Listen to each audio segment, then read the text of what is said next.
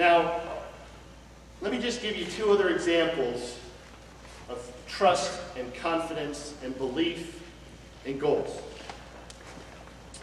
When I was a senior in high school, Coach told you that we won the state championship. Now, we were 13-0 going into the state championship game against the Highland Springs Springers out of Richmond, who were 13-0. Both teams probably pretty confident, right? Both had excellent seasons.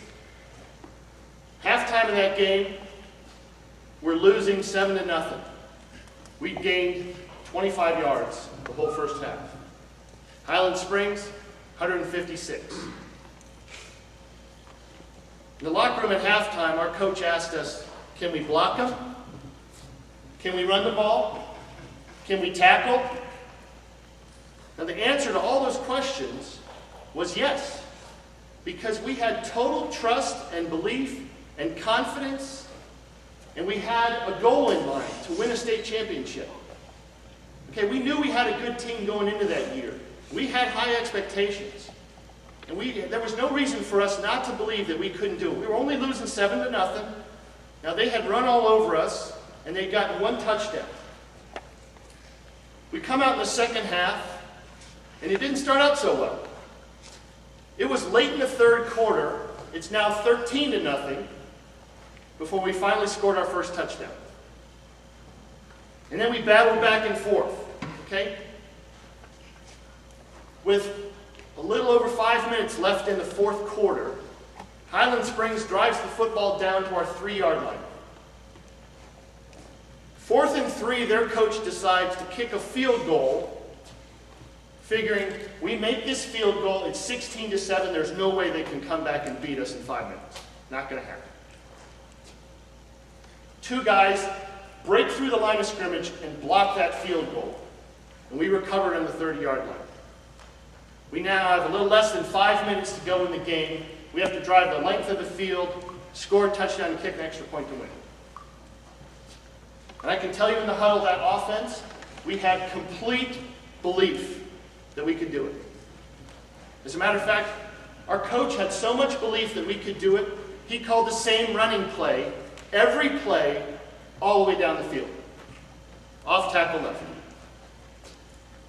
4 yards, 5 yards, 6 yards, 8 yards, whatever it was, we just boom, boom, boom, boom, boom, all the way down the field. We get down right near the goal line, and our quarterback actually at one time almost got sacked and had to scramble. And now we're in the huddle, and I'm saying to myself, I want him to throw me the ball. Because I knew that if he gave me a chance, if he threw me the football, I was going to score. I knew it, I saw it, I believed in it. Play comes in from the sideline, and it's a pass play to me. Quarterback rolls back, throws me the ball. I reach the ball out over the goal line as I'm getting tackled, and we tie the game 13-13. And then our field goal, our extra point kicker, I kicked field goals, our extra point kicker had gotten a concussion, was out of the game. I stood up, kicked the extra point, and we win 14-13. And I can tell you that it was because of the belief and the trust and confidence and the focus and the fact that we were striving to achieve that goal that we all did that. And I don't tell you that story to beat my chest, okay? I mean, I am proud of that moment. I remember it. It's something I carry with me all the time. As a matter of fact, I still meet and have lunch or dinner with a bunch of guys from my high school football team about every 3 months. And Coach talks about how you'll never forget your high school football team. It's 100% true. Another story, I carried that same trust and confidence to Wake Forest my freshman year. I already told you we had a pretty special season that year. We'd gone down to the University of Georgia. They were ranked 12th in the country, and little lowly Wake Forest beat them 22-21. Now we're 6-1. And the 13th ranked Auburn Tigers are coming to Winston-Salem to play Wake Forest at our home field. Halftime, we're losing 38-20. Now Auburn's backfield was loaded with future NFL stars. Joe Cribbs, James Brooks, and William Anderson. And they were I mean, it was scary. We go into halftime, and it would have been easy to fold up our tent. It's 38-20, okay? How can we come back and beat them?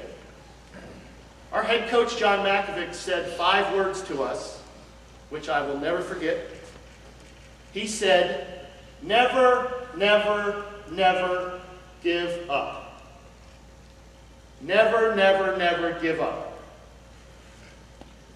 We walked out of that halftime with the belief that we could do it.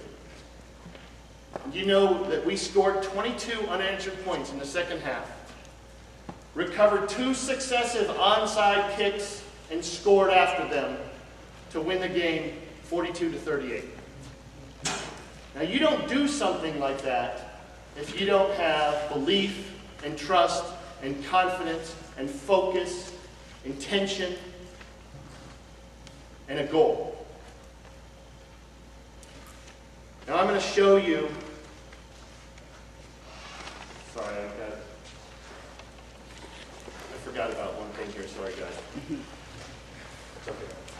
I get carried away. All right.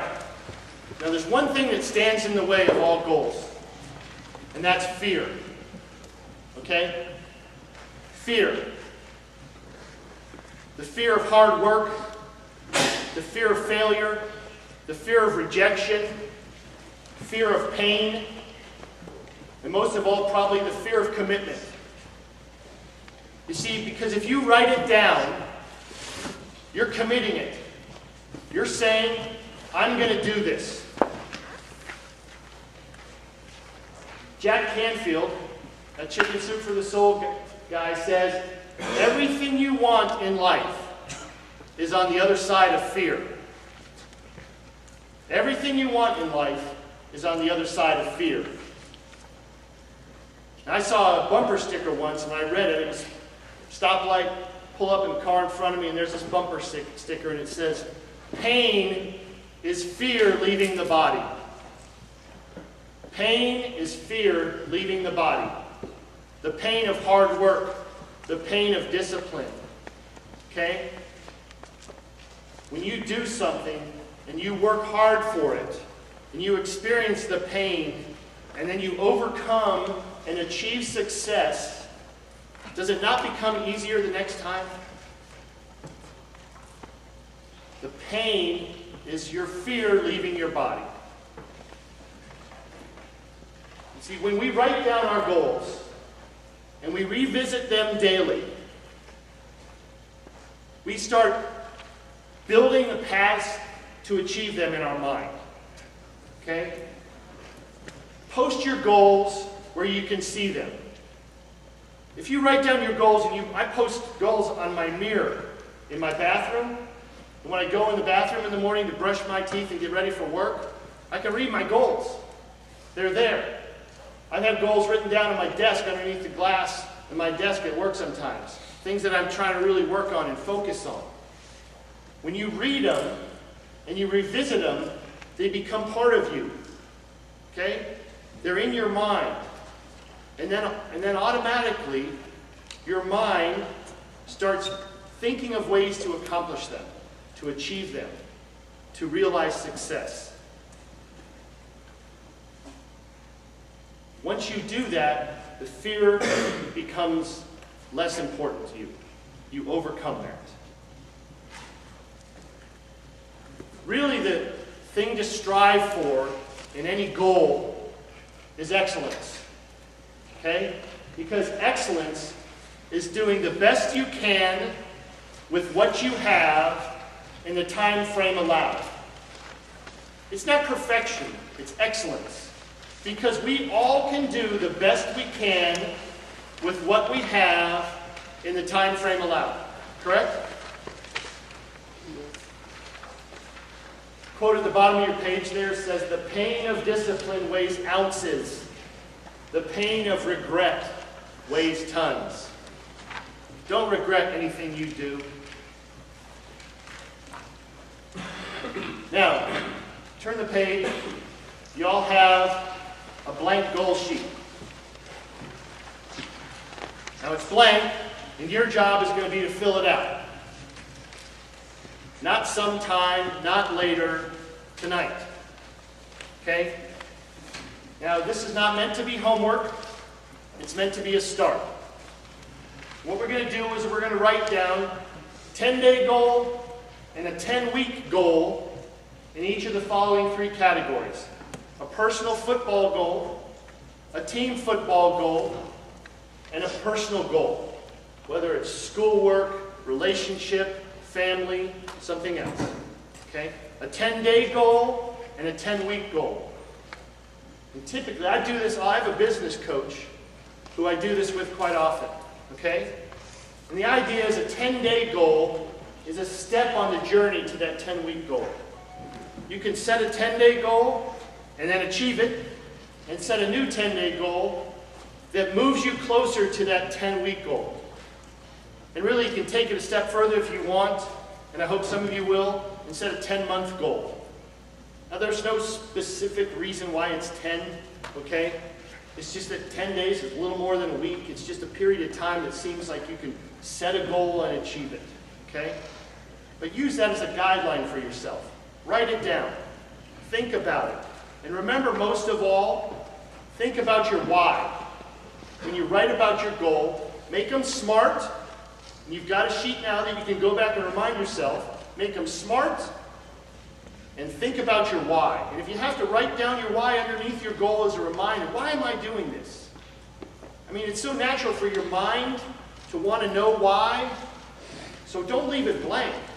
Put it there. Put it next to the goal. So when you read your goal, you're also reminding yourself why you want to do it so badly. Okay? You see, when you read your goals, as we said before, you remind yourself how you're going to achieve them. You see, big success is created from weekly victories, or those 10-day victories. Successful people do what unsuccessful people don't like to do, and that's sacrifice. Okay? Sacrifice. Put in the hard work to achieve your goals. Another great quote, before you can move up to the next rung on the ladder, you have to let go of the one you're on. The security of the rung of the ladder you're on, where you know you're okay there, I don't have to put myself out too much, I have that fear of failure, that fear of commitment, you're never going to get on the next rung of the ladder if you don't let go of that comfortable rung, the one you got both hands on right now. Okay? Remember when you were a kid going across the monkey bars? And you'd hop up there, your mom or dad would help you climb up the ladder, you'd put both hands on the first one, and then you froze. And you're like, I can't do it. Well, how did you do it? You let go. You let go and you reached out. And then you brought the next one up, and then you had 2 hands up again. You're like, and then you had to let go again. That's the same thing with goals. Set goals. Stretch yourself. Keep moving forward. Move across that monkey bar. Move up that ladder of success.